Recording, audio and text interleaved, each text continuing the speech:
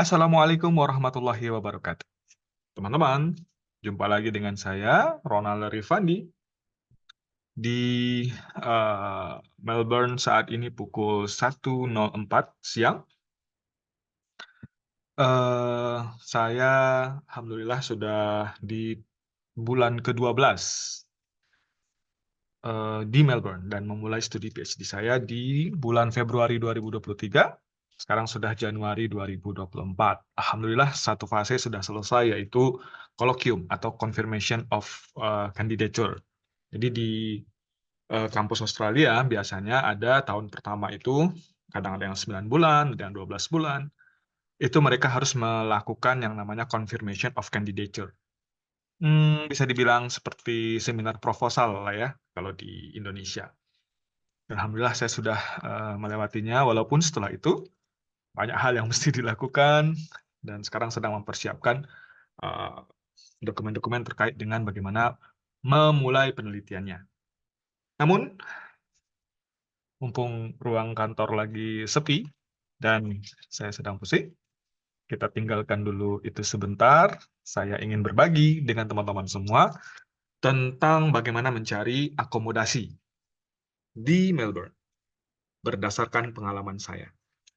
Namun sebelum itu, alhamdulillah rabbil alamin, kita bersyukur pada Allah Subhanahu wa taala, kemudian berdoa, bersalawat untuk baginda Rasulullah sallallahu alaihi wasallam, Allahumma shalli ala Muhammad wa ala ali Muhammad. Kita juga tetap doakan ya teman-teman kita, saudara kita yang ada di belahan bumi sana, di Palestina, yang masih saja struggle ya, masih berjuang untuk mendapatkan kemerdekaannya. Semoga Allah segera memberikan kemerdekaan kepada mereka. Dan langsung saja, jadi ceritanya seperti ini. Ini sekali lagi disclaimer ya, pengalaman pribadi tidak merupakan hal yang baku, jadi bisa saja berbeda, bisa saja satu sama lain berbeda pengalamannya. Dan yang saya sampaikan adalah apa yang saya ketahui dan saya alami. Belum tentu benar, tapi ya bisa jadi salah satu referensi lah buat teman-teman. Nah, awalnya saya ke Melbourne sendiri, dan proses mencari akomodasi sangat dibantu dengan grup-grup WhatsApp ya, ataupun koneksi jaringan yang dimiliki oleh sesama student. Jadi alhamdulillah ada grup sesama awardee penerima beasiswa. Sebelum datang ke kota Melbourne sudah bergabung terlebih dahulu di grup tersebut.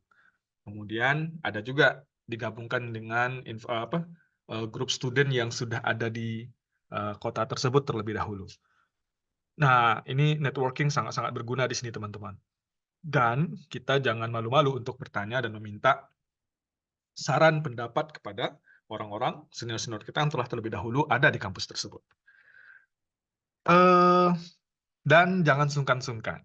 Gunakan bahasa yang baik, bahasa yang santun, post saja di grup WhatsApp ataupun di grup sosial media yang ada, dan jangan baper, karena orang-orang pasti sibuk ya, dan yang bertanya seperti kita ini mungkin sudah banyak. Dan kadang yang kita tanyakan bisa dicari juga di Google. Jadi kadang orang meresponnya, ada yang merespon langsung dengan antusias, ada yang mencuekkan saja gitu. Bahkan ada sebuah grup mungkin yang sewaktu diposting nggak ada direspon sama sekali, dan orang lain membicarakan hal yang lainnya, seperti itu. Nah, karena kuncinya adalah kita yang butuh informasi, maka don't worry, posting saja dan tanyakan saja. Mudah-mudahan nanti ada yang reach out pertanyaan teman-teman dan juga memberikan saran seperti yang saya alami. Masih banyak kok orang baik. Saya posting, nggak ada direspon, namun tiba-tiba ada telepon masuk menanyakan tentang ini, itu, dan lain-lain. Dari teman-teman yang sudah ada terlebih dahulu di kota tujuan. Nah, yang direkomendasikan pada kami waktu itu, kepada saya ya, kita bisa cek kalau untuk di kota Melbourne, pertama kita harus lihat dulu, kita sendiri atau langsung membawa keluarga. Kalau kita sendiri itu lumayan lebih mudah untuk mendapatkan akomodasi. Dan biasanya juga lebih murah gitu, karena kadang kita cuma menyewa satu kamar, dan tidak perlu entire house kita rent gitu ya. Nah, untuk rental satu kamar ini seperti mencari kamar kos bagi teman-teman yang sudah biasa kos. Kadang kita bisa rent satu kamar yang ada bersama landlord. Artinya ini biasanya nih di komunitas Indonesia ada yang begitu gitu ya. Jadi kamarnya yang disewakannya adalah bergabung dengan eh, rumah keluarga Indonesia tersebut. Jadi ada eh, landlordnya sekalian di rumah tersebut. Ada juga sesama student yang menyewa rumah bersama. Itu juga ada yang dilakukan seperti itu. Dan ada juga takeover gitu ya. Eh, Rent yang sudah ada dipakai sebelumnya oleh keluarga Indonesia ataupun orang Indonesia, namun karena pindah ataupun back for good gitu, maka kita take over rent-nya mereka. Nah, untuk yang begitu-gitu biasanya dicarinya melalui jalur koneksi ya, melalui jalur network yang ada, komunitas-komunitas yang ada dan informasinya biasanya dari mulut ke mulut, dari WhatsApp ke WhatsApp gitu. Nah, kalau mau yang ini ada namanya beberapa situs yang mesti teman-teman familiar sebelum sebelum ke sini gitu. Atau di masa-masa awal untuk mencari akomodasi. Antara lain ya, kalau di Melbourne dan Australia, saya direkomendasikan selalu ketika nanya, coba cari di domain, kata. Ini dia, domain.com.au. Atau coba cek di real estate. Ini dia, realestate.com.au. Bisa juga di SHA. SHA ini adalah Student Housing Australia. Jadi kayak apartemen ataupun ruang kamar yang khusus untuk student begitu. Jadi dia kayak ada bangunan, kamar-kamar begitu ya yang disewakan untuk student. Banyak tipenya, ada yang tipe kamar, ada yang tipe 2 kamar 1 unit begitu ya. Ada yang studio. Istilahnya saya lupa juga, jadi teman-teman bisa cek juga apa sih istilah, ada unit, ada apartemen, ada room, ada studio. Nah, kalau untuk yang single biasanya bisa cari di student housing ini, atau bisa juga di flatmates. Jadi flatmate ini biasanya orang mau cari teman sharing. Jadi sharing house atau sharing apartemennya. Jadi bisa dicek di sini. Kalau di SHA ini lebih mudah lagi biasanya. Kita bisa cari dekat kampus kita. Di kampus kita mana? Misalnya untuk di Deakin University, kita cek, kita cari, maka ini dia rekomendasinya. Beberapa SHA yang berada di sekitar Deakin University. Kalau di Melbourne biasanya, atau di Australia secara umum kali ya, sewa itu, biaya sewanya itu dihitung per minggu, per week. Jadi 275 per week, gitu. 350 per week, dan dia tidak serta-merta dikali 4 untuk 1 bulan. Karena hitungannya per tahun itu ada 365 hari gitu ya. Lalu dihitung memang hitungannya benar-benar per week yang dihitung, nanti ada pembulatan. Jadi bukan sekedar dikali 4, tapi nggak jauh-jauh amat lah dengan yang demikian. Nah, ini untuk student housing Australia misalnya ya. Ini kita bisa cek seperti ini bangunannya, nanti di dalamnya ada kamar-kamar yang bisa disewa. Nah, ini ada fasilitas dan lain-lain. Kalau ada tersedia maka ada di sini. Tapi kalau sedang penuh maka tidak bisa kita akses. Kita tinggal cari yang lain. Ini. Nah, ini ada divided studio katanya, 1 kamar.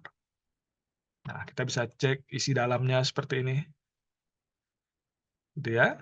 Kemudian fasilitasnya apa saja. Terus alamatnya juga kita bisa apply. Itu untuk student housing. Biasanya untuk couple dan lain-lain tidak boleh gitu ya. Untuk keluarga tidak boleh di sini. Memang student biasanya. Berikutnya, kalau untuk cari rumah, sebenarnya mencari kamar pun bisa, tapi biasanya ini untuk cari rumah. Kita bisa gunakan salah satu di antara 2 ini, ataupun ada yang lain. Tapi yang major yang saya gunakan waktu itu adalah 2 ini. realestate.com.au dan domain.com.au. Sebelum ke sini, kita mesti tahu dulu suburb yang ingin kita tinggali. Jadi, misalnya kalau di Deakin itu dekat Burwood, kalau Monash itu di Clayton, biasanya di Clayton, Clayton South gitu. Atau di sekitar CBD ya, Melbourne City. Nah, suburb ini perlu kita ketahui, jangan sampai nanti kita tinggalnya jauh sekali dari kampus. Nah, untuk mengetahuinya gimana? Ya, komunikasilah dengan komunitas tadi biasanya. Kalau saya caranya kemarin itu, kalau mau dekat kampus Burwood, dekat kampus Deakin di Burwood, suburb apa saja yang bisa aksesnya mudah ke Deakin, atau kalau mau di Monash, biasanya orang mahasiswa tinggal di daerah mana. Nah, disebutkan ada Clayton, Clayton South, atau yang banyak komunitas Muslim misalnya. Ada Dandenong, ada Noble Park, gitu ya. Yang seperti itu. Nah, tinggal kita masukkan di sini. Kita pilih dahulu rent, kemudian masukkan misalnya kalau Monash itu di Clayton. Lalu kalau mau difilter boleh bedroom biasanya ya. Kalau keluarga kecil biasanya bawa satu atau dua anak, maka biasanya dia butuh rumah dengan 2 kamar atau maksimum 2 kamar misalnya, karena ini untuk memperkecil rentang pencarian.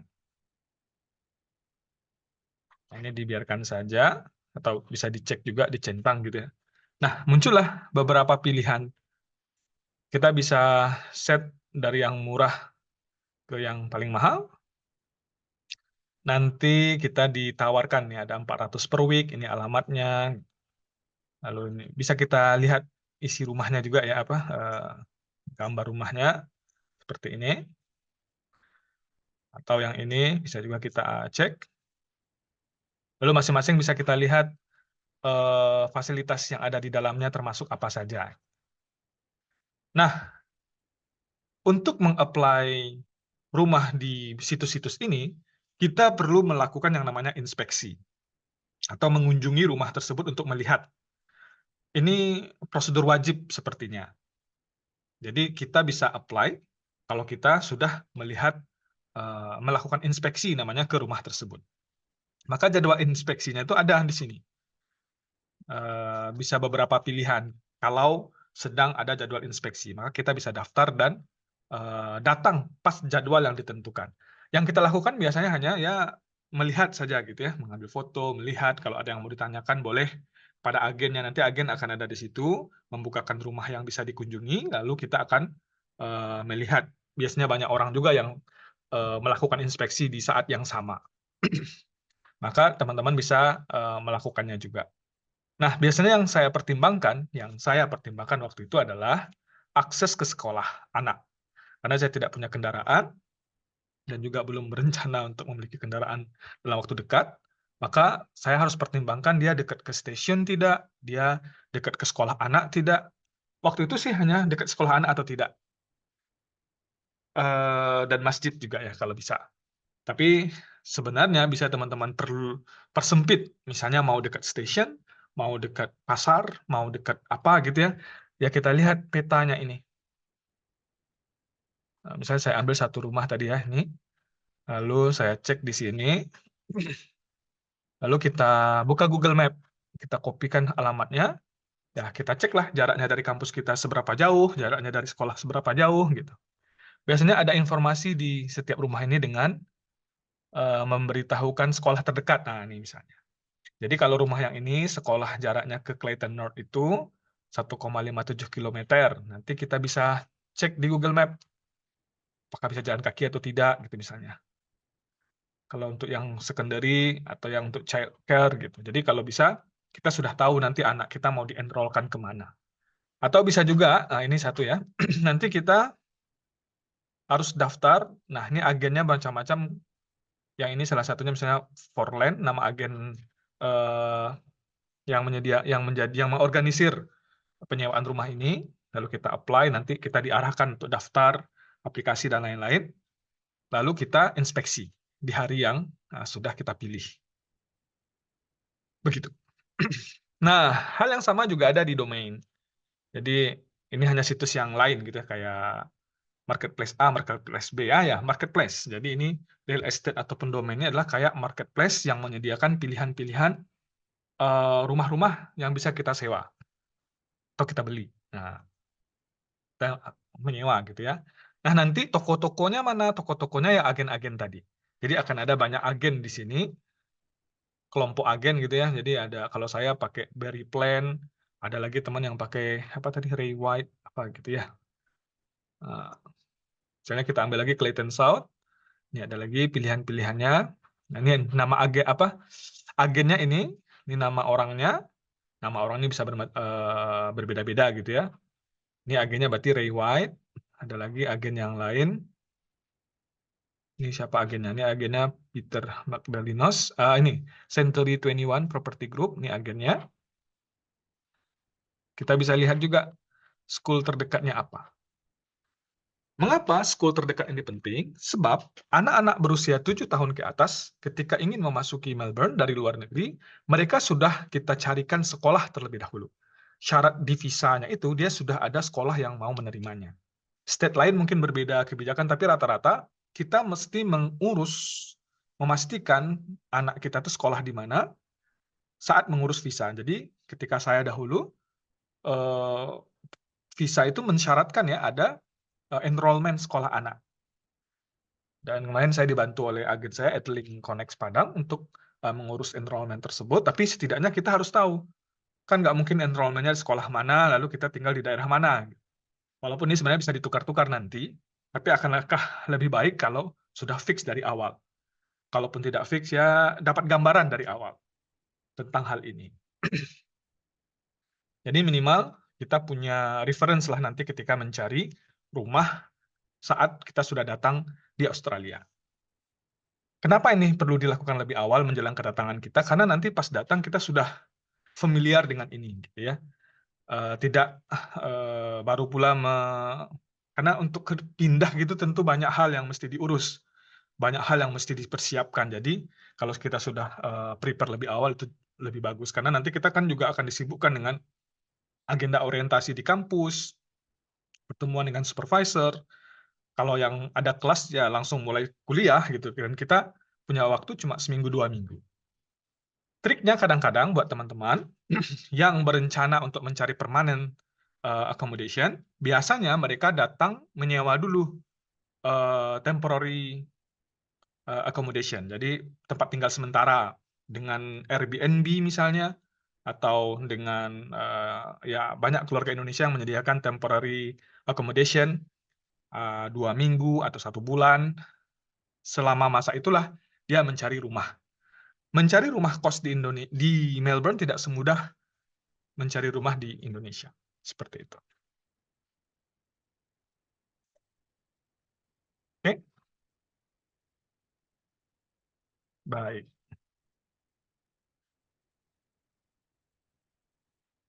Cukup seperti itu terlebih dahulu.